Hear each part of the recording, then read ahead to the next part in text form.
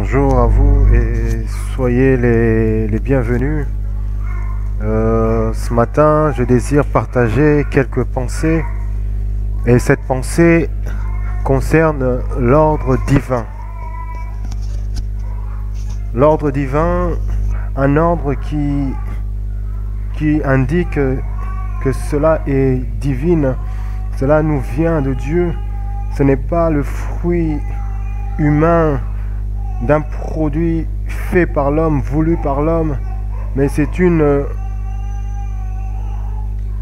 un ordre qui exprime la volonté parfaite et la personne même de Dieu.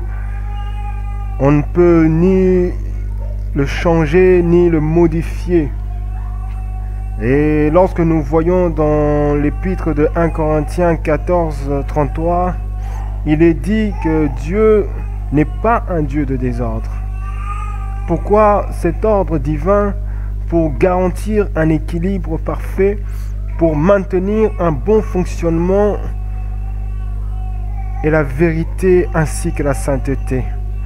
Et nous savons que le but de Satan est de casser cet ordre, de pouvoir le renverser, le tordre, dans un seul but de semer le désordre. Et lorsque dans l'évangile de Jean dit cette parole qui nous vient de notre Seigneur, le voleur ne vient que pour détruire ce que Dieu a construit, voler ce que Dieu a donné, égorger, donner la mort là où Dieu a établi la vie. Et quels moyens l'ennemi utilise, le diable utilise pour parvenir à ses fins. Le seul moyen qu'il utilise, c'est le péché, la désobéissance, le rejet de la parole de Dieu. Nous allons voir dans Genèse au chapitre 1, nous allons voir le verset 1 à 5. Il est dit: au commencement, Dieu créa les cieux et la terre. La terre était informe et vide. Il y avait des ténèbres à la surface de l'abîme, et l'Esprit de Dieu mouvait au-dessus des eaux. Dieu dit: que la lumière soit, et la lumière fut. Dieu vit que la lumière était bonne, et Dieu sépara la lumière avec les ténèbres. Nous voyons là une expression informe et vide. Cette expression exprime le chaos, une désolation ou un désordre.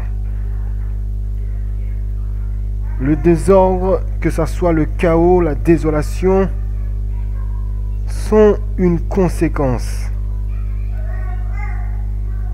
Car tout ce que Dieu fait, nous savons que cela est parfait, saint.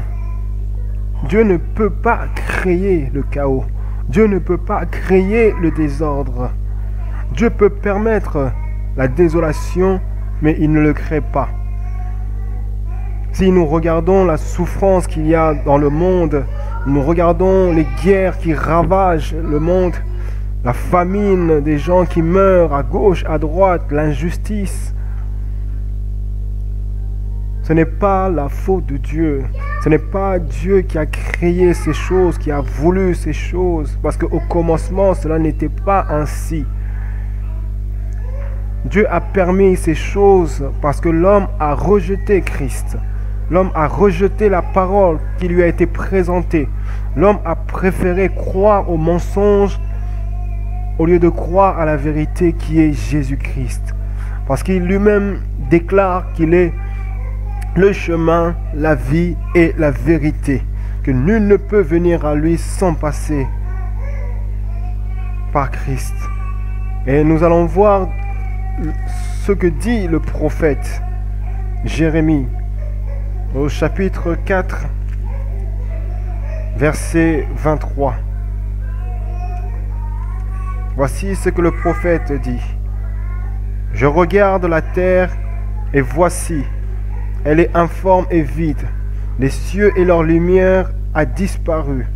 Je regarde les montagnes et voici, elles sont ébranlées et toutes les collines chancellent. Je regarde et voici, il n'y a point d'homme, et tous les oiseaux des cieux ont pris la fuite. Je regarde et voici, le Carmel est un désert, et toutes ses villes sont détruites devant l'Éternel, devant son ardente colère.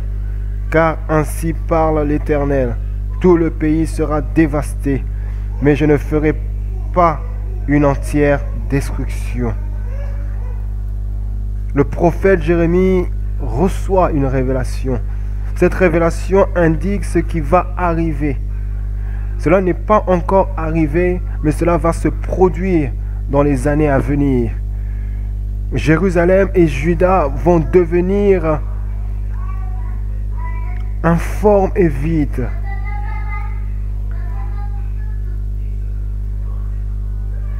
Pourquoi Jérusalem et Juda vont-ils devenir informes et vides? Tout simplement parce que le peuple juif va casser l'ordre établi par Dieu. Le peuple va violer l'alliance que Dieu avait donnée à son peuple.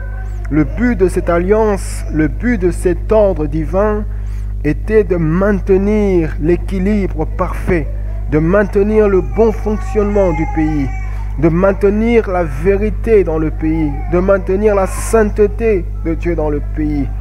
Et lorsque cet ordre que Dieu donna à Moïse va être violé, cet ordre, nous pouvons le voir dans Lévitique au chapitre 26. Lévitique au chapitre 21, verset 14. Mais si vous m'écoutez point et ne mettez point en pratique tous ces commandements, si vous méprisez mes lois et si votre âme a horreur mes commandements, en sorte que vous ne pratiquiez point tous mes commandements et que vous rompiez mon alliance, alors voici ce que je vous ferai. Nous avons là la conséquence. J'enverrai sur vous la terreur, la langueur et la fièvre qui rendra vos yeux languissants et votre âme souffrante. Et vous semerez en vain vos semences, vos ennemis les dévoreront. Je tournerai ma face contre vous, et vous serez battus devant vos ennemis. Ceux qui vous haïssent domineront sur vous, et vous fuirez sans que l'on vous poursuive.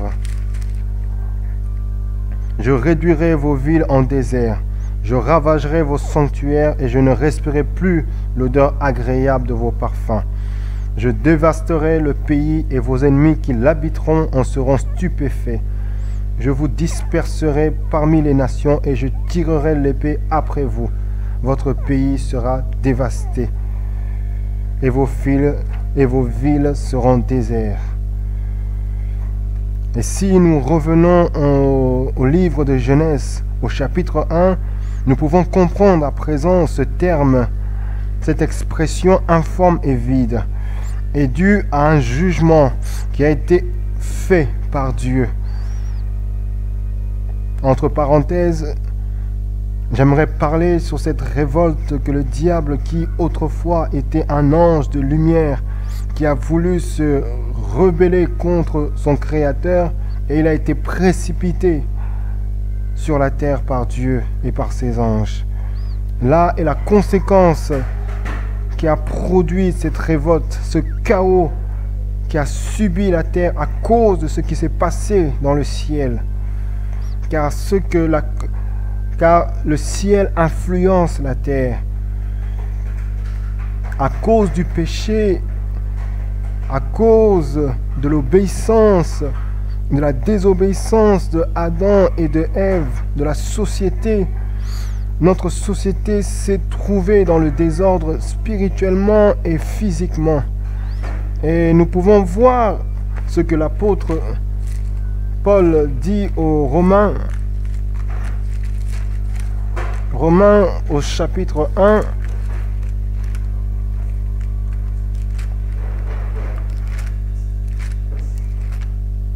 verset 25.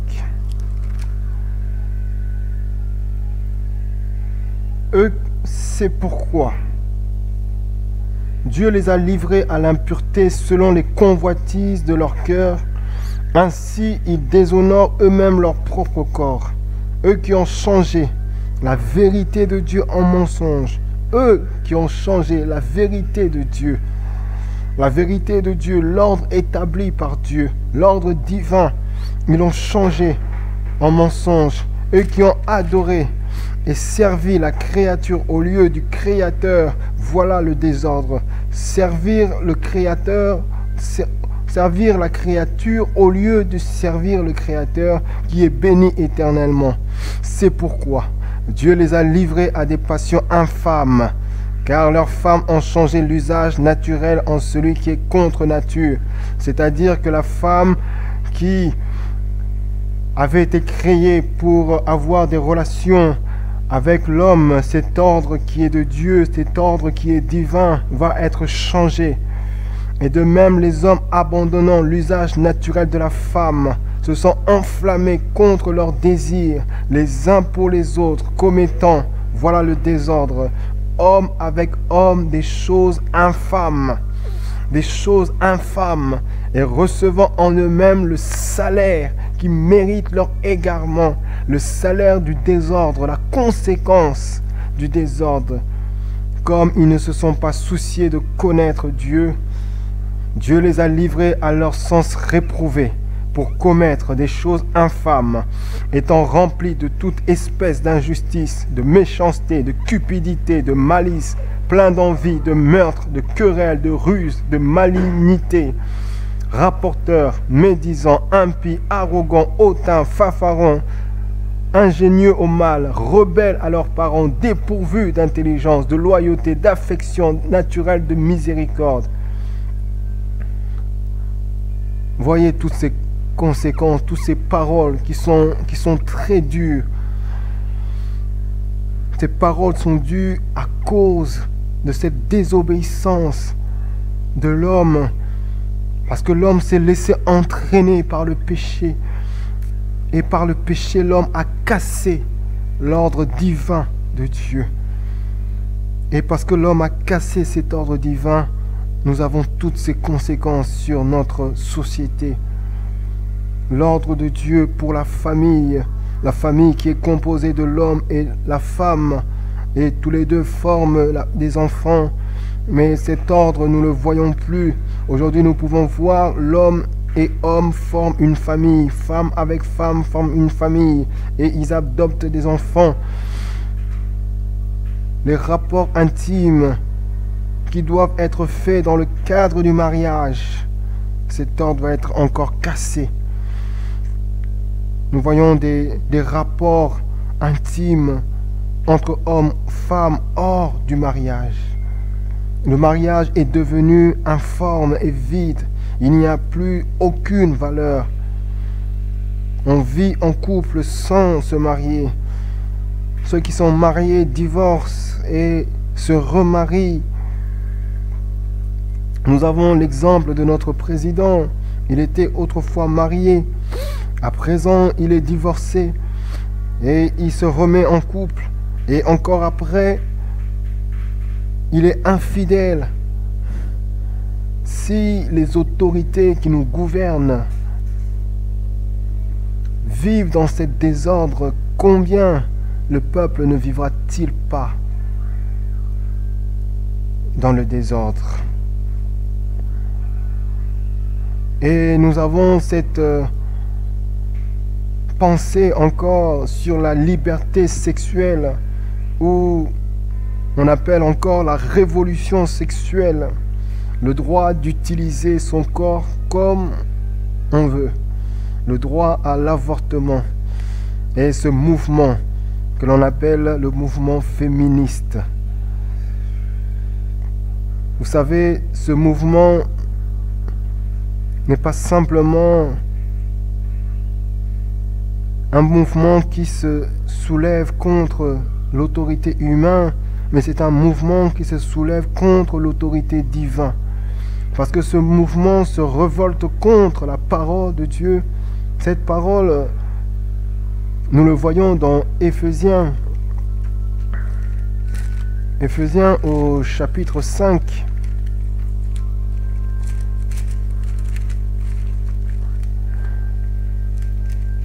Chapitre 5, verset 22.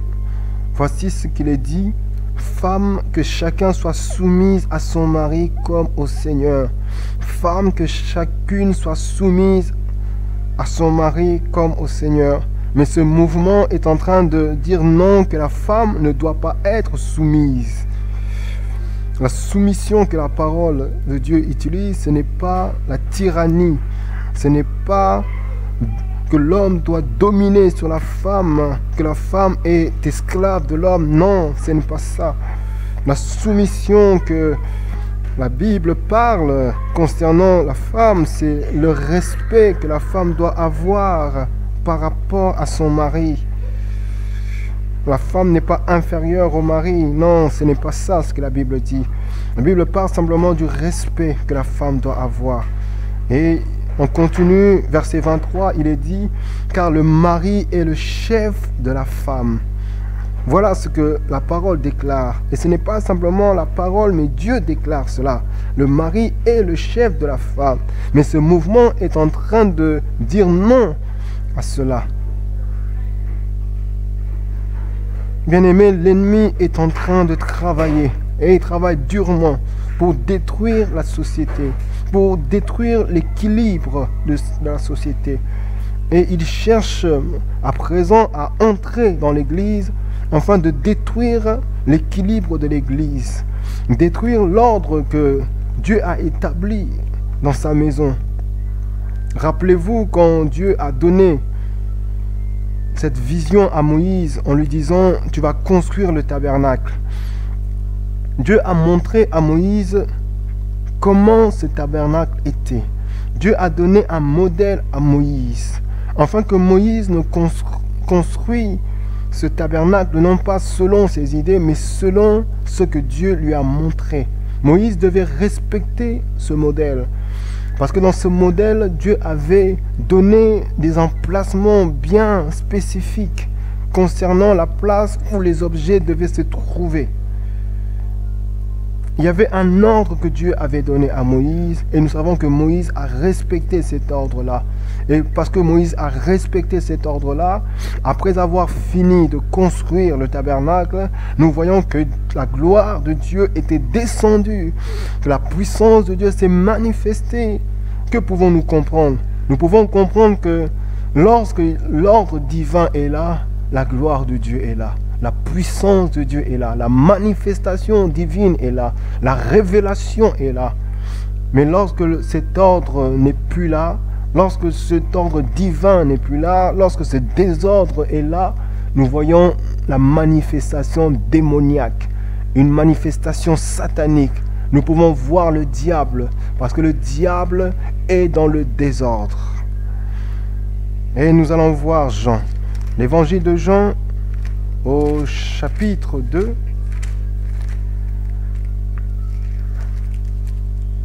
verset 13. La Pâque des Juifs était proche et Jésus monta à Jérusalem. Il trouva dans le temple les vendeurs de bœufs, des brebis, des pigeons et les échangeurs assis. Ayant fait un fouet avec des cordes, il les chassa tous du temple, ainsi que les brebis et les bœufs. Il dispersa la monnaie des échangeurs et renversa les tables. Et il dit aux vendeurs des pigeons, « ôtez cela d'ici, ne faites pas de la maison de mon Père une maison de trafic. Ne mettez pas le désordre dans la maison de mon Père. » Nous voyons là que le temple qui était à Jérusalem, ce temple qui était construit, afin que l'homme puisse s'approcher de Dieu, apporter des sacrifices, apporter des prières, des louanges, des adorations, ce temple va être perverti dans sa fonction. Ce temple va être utilisé non pas pour la gloire de l'homme, pour la gloire de Dieu, mais va devenir un objet pour que l'homme puisse soutirer de l'argent, l'homme puisse faire du commerce, l'homme puisse faire des bénéfices. Et nous voyons aujourd'hui combien dans nos églises, il y a des faux évangiles, des faux messages. On nous parle de la prospérité, de toutes sortes de choses qui ne sont pas conformes à la doctrine sainte de Dieu. On voit le trafic avec la parole. On essaie de moderniser la Bible, de moderniser l'Église. On introduit des nouvelles doctrines. Nous voyons même des divorces, des remariages dans le sacerdoce, des églises homosexuelles. Mais le Seigneur, lorsque le Seigneur voit cela, le Seigneur se met en colère. Nous le voyons que le Seigneur va prendre un fouet avec des cordes et il va chasser tout cela. Mais bien aimé, c'est pour dire que là où il y a le désordre, il y a l'excitation de la colère divine. Les désordres appellent le jugement de Dieu. Dieu juge et Dieu nous jugera lorsque nous renversons l'ordre qu'il a établi dans notre vie.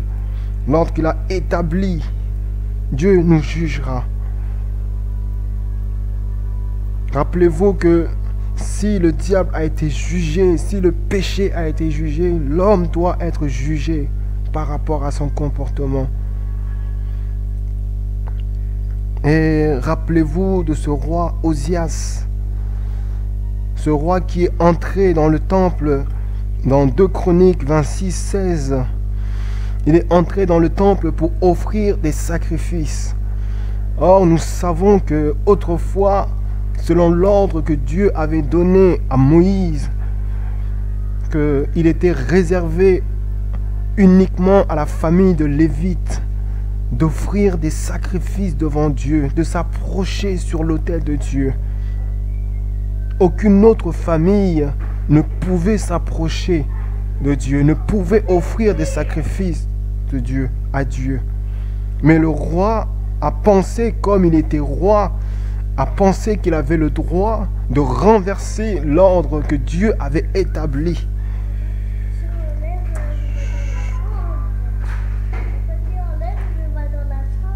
Vous savez, toute personne est tenue de respecter l'ordre, quel que soit son rang social, quelle que soit sa position dans l'Église. Et lorsque cet homme est entré, les prêtres se sont levés contre cet homme, lui ont dit que tu n'as pas le droit d'offrir des sacrifices.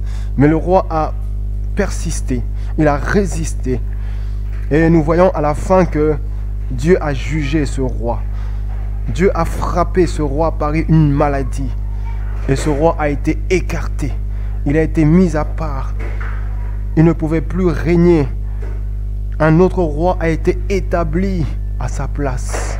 Pourquoi? Parce que il a refusé de se soumettre à l'ordre divin de Dieu. Pourquoi l'ordre divin? Pour maintenir l'équilibre, maintenir la vérité. Parce que là où il y a le désordre, c'est là que règne le mensonge. La vérité n'est pas là. Et pour que l'ordre divin revienne, il faut d'abord qu'il y ait la lumière. Regardons dans Genèse. Genèse chapitre 1 au verset 3 que tu dis, Dieu dit que la lumière soit et la lumière fut. La terre était dans le chaos, la terre était plongée dans le ténèbre. La terre était dans le désordre. Et pour que la terre revienne dans l'ordre, Dieu appela la lumière. Pour que l'homme soit sauvé, Dieu appela Jésus-Christ. Jésus est la lumière des hommes. Il est venu afin de remettre l'ordre dans la vie des hommes, dans la vie de notre société, dans la vie de nos familles. Jésus-Christ est cette lumière parfaite. Il est cette parole qui apporte la lumière. Il est ce sauveur.